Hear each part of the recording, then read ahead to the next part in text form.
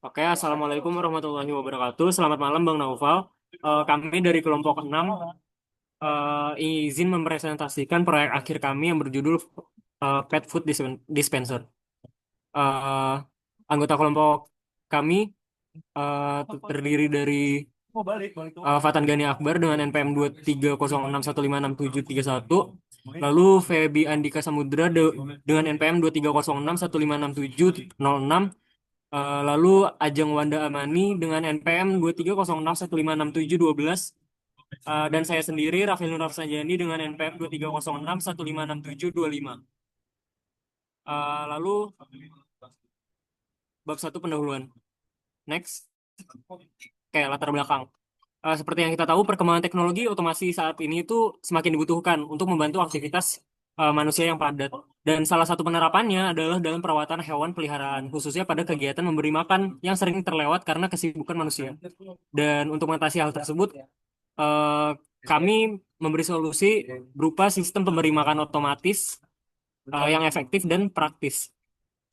eh, Sistem ini tidak hanya hemat biaya dan energi, tetapi juga memberikan pemahaman dasar tentang sinyal analog, sistem kontrol sederhana, dan sehingga dapat digunakan sebagai media pembelajaran di bidang elektronika dan otomasi juga. Lalu untuk rumusan masalah kami ada tiga. Yang pertama itu bagaimana merancang sistem pemberi makan otomatis berbasis rangkaian analog yang dapat mendeteksi kondisi mangkuk makanan. Yang kedua, bagaimana cara mengolah sinyal dari sensor inframerah agar dapat mengendalikan motor pemberi makanan secara otomatis. Dan yang ketiga, bagaimana memastikan sistem bekerja secara andal dan melindungi komponen dari gangguan seperti lonjakan tegangan. Lalu tujuan penelitian kami juga ada tiga. Yang pertama, merancang dan membangun sistem pemberi makanan otomatis untuk hewan peliharaan menggunakan sensor inframerah, op-amp, dan juga MOSFET. Lalu yang kedua, mengimplementasikan sistem kendali berbasis sinyal analog untuk mengaktifkan motor secara otomatis saat mangkuk makanan kosong. Dan yang terakhir, menguji keandalan dan efektivitas sistem dalam aplikasi nyata, serta memahami perlindungan komponen menggunakan dioda flyback. Lalu untuk bab kedua, ada tinjauan teoritis. Nah, penelitian ini didasarkan pada beberapa konsep eh, dasar dari elektronika analog, khususnya sensor cahaya, op-amp, dan juga MOSFET. Eh, di sini kami akan membahas satu-satu. Yang pertama itu sensor infrared dan juga fotodioda. Sensor infrared berfungsi memancarkan cahaya inframerah yang tidak terlihat. Lalu untuk fotodioda sendiri berperan untuk mendeteksi cahaya pantulan dan juga menghasilkan arus listrik sesuai intensitas cahayanya. Keduanya digunakan untuk mendeteksi keberadaan objek. Lalu yang kedua komponennya yaitu op-amp, eh, komponen AC dengan penguatan tegangan tinggi yang biasanya berfungsi sebagai komparator, yaitu membandingkan dua tegangan input. Op-amp ini menghasilkan output eh, high atau low untuk mengontrol logikanya itu sendiri. Lalu komponen yang ketiga itu MOSFET, yang merupakan transistor yang dikontrol oleh tegangan. MOSFET biasanya impedansi inputnya itu tinggi yang menyebabkan konsumsi dayanya kecil. Logic MOSFET, logic level MOSFET seperti RLZ 44N aktif dengan 4 sampai 5 volt. Dan ini cocok untuk rangkaian tegangan rendah. Lalu komponen yang keempat yaitu diodo flyback. Itu dipasang secara paralel dengan motor, eh, berfungsi untuk melindungi komponen dari lonjakan tegangan saat motor mati mendadak, dan juga mengalirkan kembali arus induktif secara aman. Lalu komponen yang kelima itu motor DC, mengubah yang berfungsi untuk mengubah energi listrik menjadi gerak rotasi, beker- dan juga bekerja saat mendapat arus melalui MOSFET. Nah, peran motor DC di proyek ini yaitu untuk membuka dispenser saat makanannya habis. Lalu komponen keenam itu ada resistor, yaitu komponen pasif untuk membatasi arus dan membagi tegangan. Di sini kami menggunakan beberapa resistor, ada yang 440 ohm, 10 kilo ohm, 10, 220 ohm, dan ya, kita pakai 5 resistor. Oke, ini list komponen dari proyek kami. Next aja.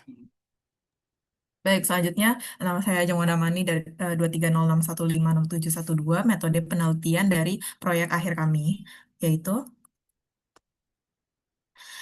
pertama kita flowchart di mana mulainya adalah deteksi makanan dari ketinggiannya, terus IR sensor keadaan high atau tidak, jika iya op-amp bakal compare tegangan referensi dengan sensor, lalu kalau V sensornya lebih dari V referensi maka output op-ampnya bakal low.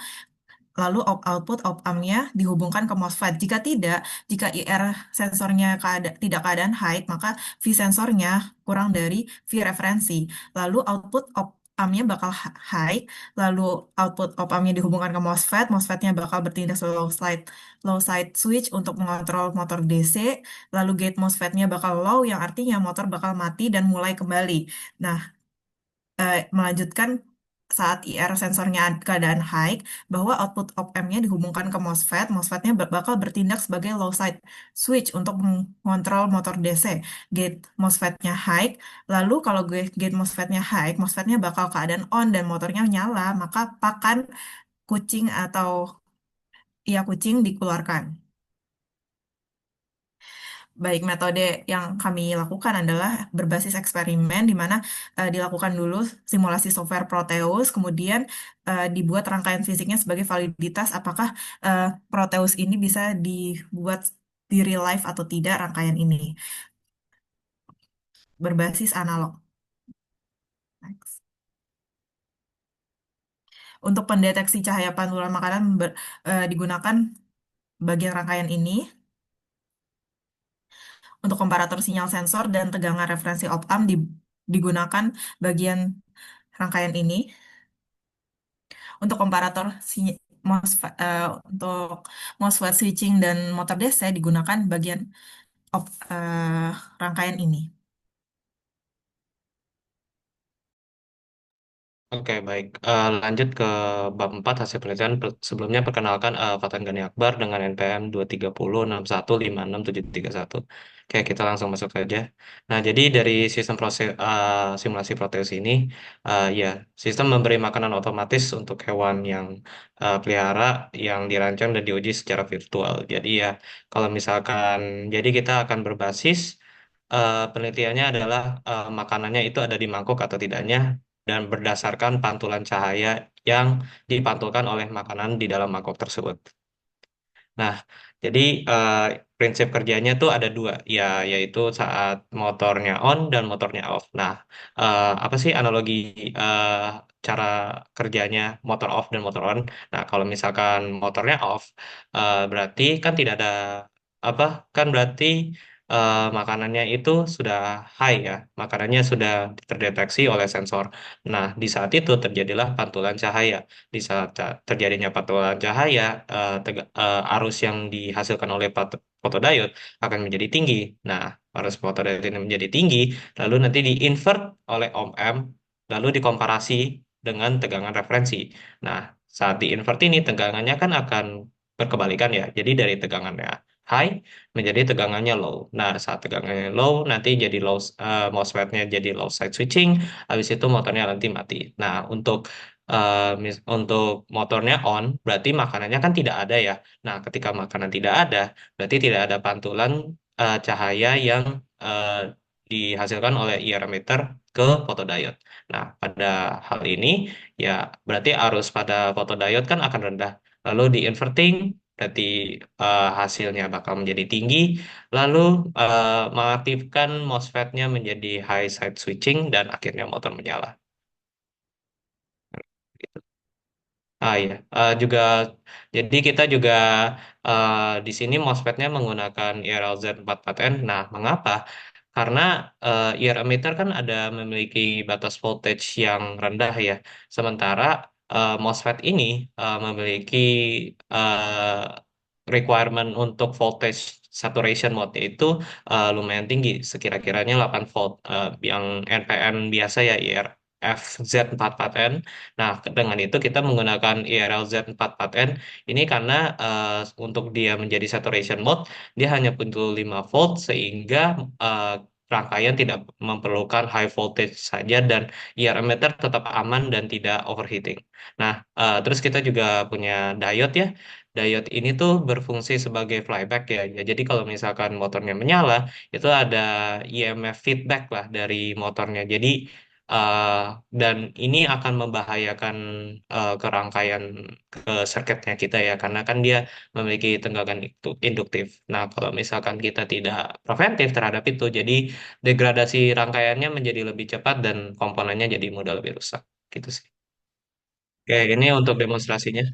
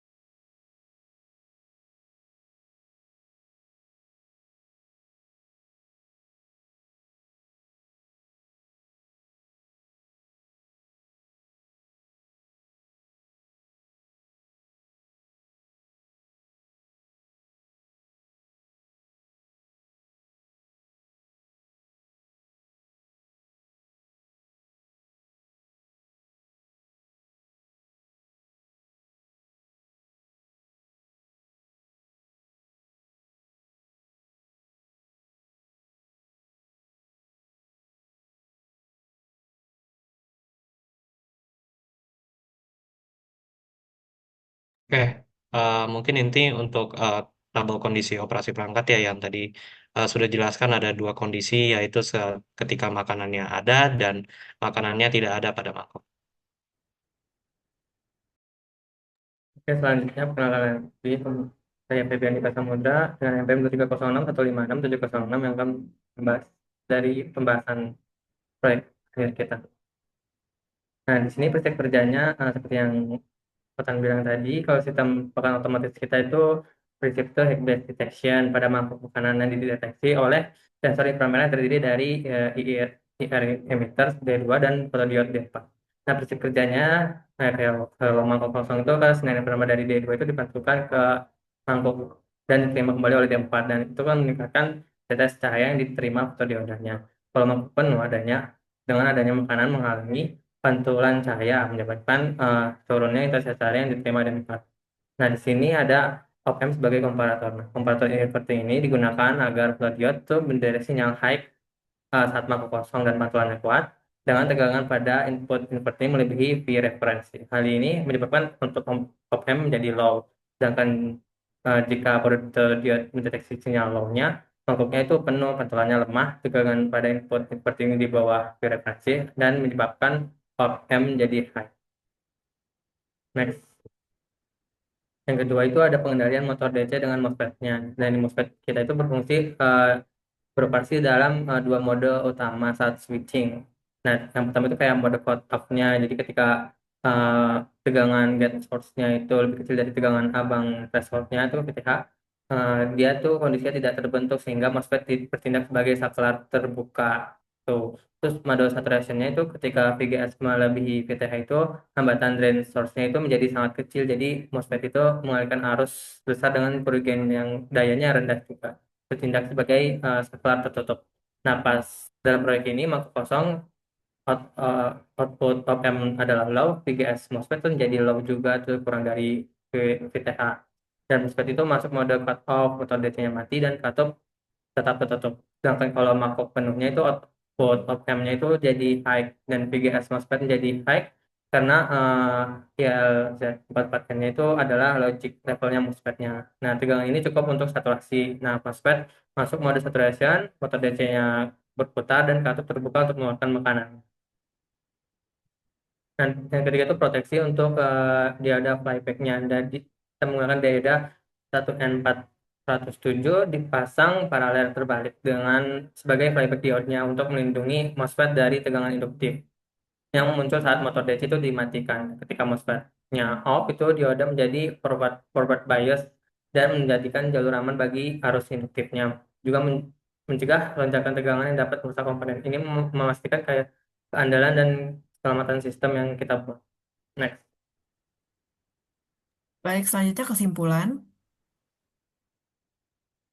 Kesimpulan dari proyek kami adalah sensor IR dan fotodiode bakal bekerja berdasarkan prinsip pantulan cahaya untuk deteksi keberadaan makanan, sedangkan op-amp LM741 buat komparator untuk mengatur logika on atau off tegangan sensor, MOSFET IRLZ44N buat saklar elektronik untuk aktifin motor DC, dan dioda IN1N4007 buat proteksi dari lonjakan tegangan induktif motor atau flyback. Kelemahan proyek kami yaitu LM741 itu bukan op-amp rail to rail, sehingga MOSFET mungkin tidak tersaturasi sempurna. Kemudian perlu penyesuaian resistor agar sensitivitas dan efisiensinya lebih optimal. MOSFET juga harus logical level agar tidak merusak fotodiode dan fotoemitter tegangan optimal kerja.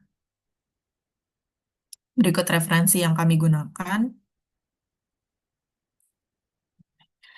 Baik, sekian dari presentasi kami kelompok 6. Terima kasih Bang Naval atas perhatiannya. Wassalamualaikum warahmatullahi wabarakatuh.